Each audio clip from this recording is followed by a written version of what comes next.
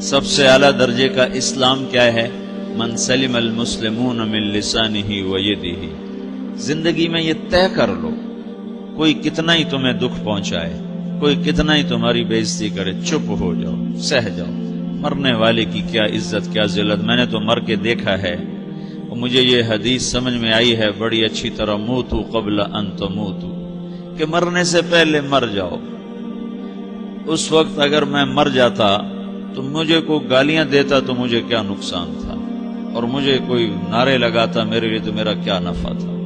تو مرنے سے پہلے مر جاؤ، کوئی تمہیں برا بھلا کہے تو تمہارا کیا نقصان ہے، تمہیں کوئی واہ واہ نعرے لگائے تمہیں کیا نفع ہے۔ اگر اللہ راضی ہے تو مرد آباد اور زندہ باد سے بے نیاز ہو۔ ابو ذر رضی اللہ تعالیٰ عنہ کو ایک آدمی نے گالیاں دی تو انہوں نے فرمایا، بیٹا ایک گھاٹی آگے آ رہی ہے، اس میں گر گیا تو جو کچھ کہہ رہے ہو اس سے بھی زیادہ کا حقدار ہوں، اور اگر پار ہو گیا تو تیری گالیوں سے مجھے کوئی فرق نہیں پڑتا ہے۔ من سلم المسلمون من لسانہ و یدہ موتوا قبل ان تموتوا۔ چونکہ آج کل اخلاق ہیں انتقامی، معاف کرنے والے اخلاق ہیں نہیں، انتقامی اخلاق ہیں۔ ہمارا معاشرہ انتقامی ہے، اچھا کرو گے تو ہم اچھا کریں گے، برا کرو گے تو ہم برا کریں گے، جیسا کہو گے ویسا ہم سے سنو گے۔ یہ ہمارا ماحول ہے، یہ ہمارا۔ ایک ماں کہہ رہی تھی دوسری ماں کو، میرے پترا کدی کسی نے واسطے سلام نہیں کیتا، بڑے فخر سے کہہ رہی ہے، ہمارے اپنے گاؤں کی بات، میرے پترا کدی نہیں کسی نے واسطے سلام کیتا، مائی جڑا کرے انہوں کریں دیں، جڑا نہ کرے انہوں پوچھ دے ہی کوئی نہیں۔ یہ وہ فخر سے کہہ رہی، جو سب سے بڑا عیب ہے وہ سب سے بڑا فخر بنا ہوا۔ میرے پترا کدی نہیں کسی نے واسطے سلام کیتا۔ جب ماں باپ نے یہ سبق دیا تو اولاد کا کیا قصور ہے؟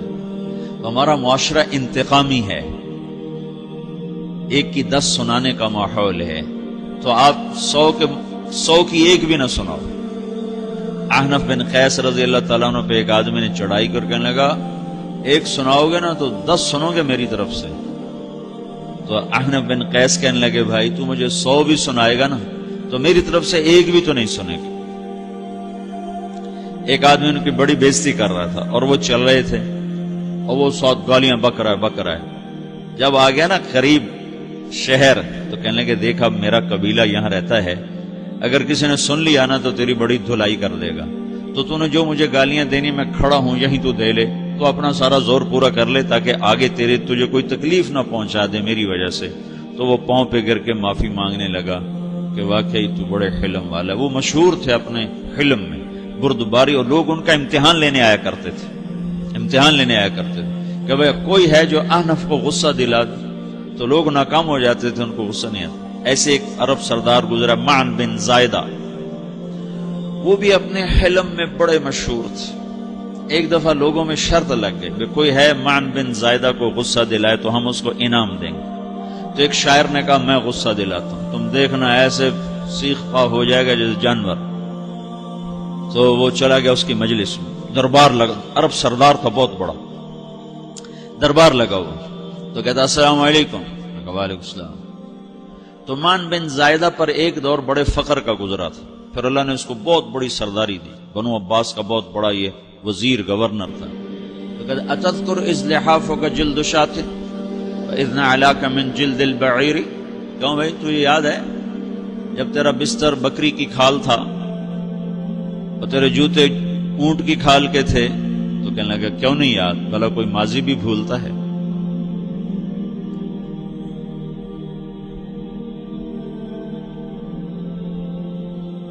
تو وہ کہنے لگا، پہلا وار تو خطا گیا، کہ فسبحان الذی آتاک ملکا وعلمک الجلوس علی السریر۔ تو پھر ساری تعریفیں تو اللہ کی ہیں جس نے تیرے جیسے کو تخت پہ بٹھا دیا۔ کہاں بھئی ساری تعریفیں اللہ کی ہیں، میری تو کوئی اوقات نہیں۔ تو کہنے لگا، سأرحل عن دیار انت فیہا وان جار الزمان علی الفقیر، جہاں تیرے جیسا حکمران ہو وہاں مجھے رہنا گوارا ہی نہیں ہے، میں یہاں سے چھوڑ کے نکل جاؤں گا چاہے کتنی تکلیف اٹھاؤں۔ بڑے دربار میں یہ ایک گورنر اور وزیر سے بات ہو رہی ہے، تو وہ کہتا ہے اچھا بھائی اگر تو ہمارے پاس رہے گا تو ہم تیرا اکرام کریں گے، اور اگر تو جانا چاہتا ہے تو پھر رافقت کا سلام، تو وہ یہ وار بھی خالی گیا تو پھر کہنے لگا فجد لی یبن ناقصۃ بمال،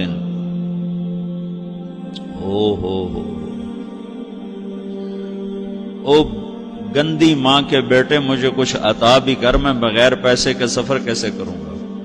عرب کو کسی کو بھی ماں کی گالی دے دینا پھر عرب سردار ہو. فجد لی یبن ناقصۃ بمال،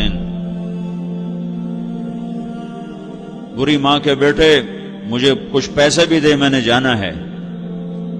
میں کہا بھائی اس کو 3000 دے دیا جائے. اللہ تو کہنے لگا قلیل ما آتیتنی و انی لأتمو منک فی الکثیر، یہ تو بہت تھوڑا تو نے دیا ہے، مجھے اور دے. کہا اچھا بھائی 3000 اور دے دو. تو وہ شاعر کی بھی آنکھیں پھٹ گئیں. کہنے لگا اب ٹھہر جا ٹھہر جا، اب میں تیری اصل تجھے بتاتا ہوں. سألت اللہ ان یبقیک ذخرا فما لک فی البریۃ من نذیر، میں اللہ سے دعا کرتا ہوں اللہ تیرے جیسوں کو سلامت رکھے، تیرے جیسا دنیا میں کسی ماں نے جنا ہی کوئی نہیں. فمنک الجود والافضال حقا وفضل یدیک کالبحر الغزیر، تو ہی سخی ہے، تو ہی کریم ہے، اور سمندر بھی تیری سخاوت کے آگے کچھ نہیں ہے. تو نے کہا اچھا بھائی تو نے ہماری برائی کی، ہم نے تمہیں 6000 دیے، اب تو نے ہماری تعریف کی، اب 10,000 اور دے دو اس کو. باتیں ہی رہ گئیں، باتیں ہی رہ گئیں. کہاں سے لائیں ایسے لوگ؟ ہمارا معاشرہ انتقامی ہے، بدلہ لینے کا ہے، بدلہ لینے کا. تو میرے ساتھ کیا میں نے بھی کرنا ہے. اعلیٰ درجے کا اسلام یہ سکھا رہا نہیں چپ ہو جاؤ، سلامت بن جاؤ، سلامتی بن جاؤ، سلامتی کی علامت بن جاؤ. من سلم المسلمون من لسانہ ویدہ. اب وہ سوال کرتا ہے یا رسول اللہ ای الایمان افضل، سب سے اعلیٰ درجے کا ایمان کیا ہے؟ اسلام کیا ہے؟ کلمہ، نماز، روزہ، حج، زکوٰۃ. اعلیٰ درجے کا اسلام کیا ہے؟ من سلم المسلمون من لسانہ و یدہ. یہ اخلاق کا ادنا درجہ ہے، ادنا درجہ ہے. ادنا درجے پر پہنچ کر آپ اسلام میں اعلیٰ درجے پر آ سکتے ہیں. وہ سوال کرتا ہے ایمان کیا ہے؟ تو آپ نے کہا اللہ پر، فرشتوں پر، کتابوں پر، رسولوں پر، موت کے بعد کی زندگی پر، تقدیر پر. اب ایک اور سائل سوال کرتا ہے ای الایمان افضل، سب سے اعلیٰ درجے کا ایمان کیا ہے؟ تو آپ نے فرمایا حسن الاخلاق، اچھے اخلاق سب سے اعلیٰ درجے کا ایمان ہے. جو آدمی اسلام میں، جو آدمی اخلاق میں، جو مرد عورت اخلاق میں ادنا درجے پر ہوتا ہے وہ اسلام میں اعلیٰ درجے پر پہنچتا ہے. اب اگر وہ اخلاق میں اعلیٰ درجے پر آ جائے تو اب یہ کہاں پہنچے گا؟ اب یہ کہاں پہنچے گا؟ میرا نبی کہہ رہا ہے سب سے اعلیٰ درجے کا ایمان ہے حسن اخلاق، حسن اخلاق. ابو ہریرہ نے پوچھا یا رسول اللہ وما حسن الاخلاق، یہ بھی ایک اور حدیث ہے. یا رسول اللہ حسن اخلاق کیا چیز ہے؟ تو آپ نے 3 چیزیں فرمائی، تصل من قطعک وتعطی من حرمک وتعفو عمن ظلمک. جو تم سے توڑے نہ تم اس سے جوڑو. نہیں کرتا سلام نہ کریں، کوئی ہم چھوٹے باپ کے ہیں، ہم تو کبھی بھی نہ کریں، ہم تو کبھی بھی نہ منہ تھوکیں بھی نہیں ہم تو میرا نبی کہہ رہا ہے جو توڑے تم اس سے جوڑو، جو محروم کرے اسے عطا کرو، جو زیادتی کرے اس سے درگزر کرو. یہ 3 کام جو عورت مرد کر لے گا یہ اخلاق کے اعلیٰ درجے میں ہے. جب یہ اخلاق کے اعلیٰ درجے پر پہنچتا ہے تو پھر میرا نبی کیا بشارت دیتا ہے؟ ادنا درجے پر پہنچ کر تو اعلیٰ مسلمان کی بشارت ہے، اور اخلاق میں اعلیٰ درجے پر پہنچ کر میرا نبی کہتا ہے کاد الحلیم ان یکون نبیا، اعلیٰ اخلاق والا بس نبی بنتے بنتے رہ جاتا ہے.